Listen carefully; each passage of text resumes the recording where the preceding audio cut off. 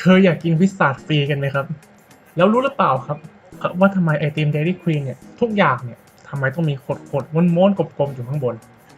แล้วที่มาของพิซซ่ามันคืออะไรแล้วที่มาของซอฟต์ครีมมันคืออะไรเดี๋ยววันนี้ผมจะมาให้คำตอบกันนะครับแต่ก่อนอื่นเนี่ยผมอยากจะพาทุกคนย้อนกลับไปในปี1938นะครับในมีพ่อลูกคู่หนึ่งนะที่ได้ชื่อว่าจอห์นรีมอนด์แมคเคลเลอร์กับลูกชายของเขานะครับอเล็กแมคเคลเลอร์ ได้คิดค้นไอติมแบบใหม่มานะครับซึ่งเป็นไอติมที่มีสัมผัสที่นุ่มลิ้นนะแล้วก็เวลาเคี้ยวเนี่ยคนที่ไม่มีฟันก็สามารถกินได้นะครับจะให้สัมผัสที่นุ่มกว่าไอติมในสมัยนั้น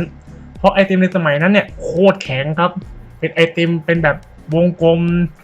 เป็นแบบตักเอานะหรือไม่ก็เป็นแท่งไปเลยนะครับซึ่งสองพ่อลูกคู่นี้เนี่ยเขาก็ไม่รู้หรอกว่ามันจะขายดีหรือเปล่า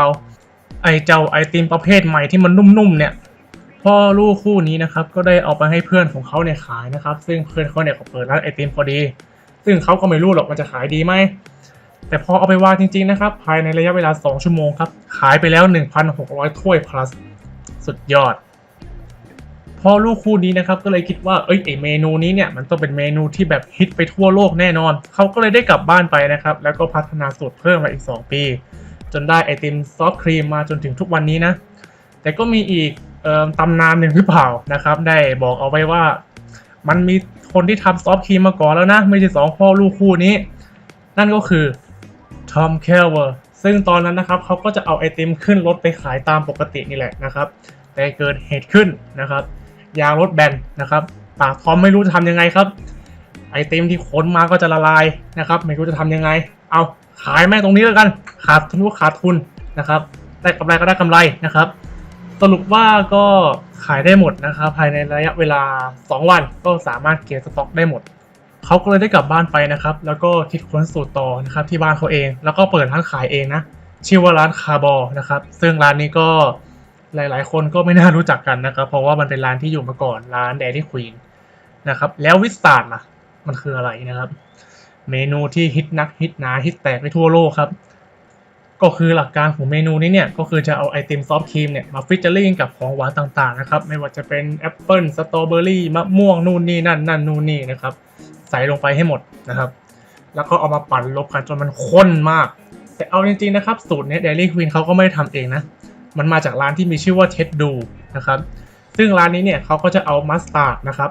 ไปผสมกับช็อกโกแลตสตรอเบอรี่ให้มันข้นนะครับ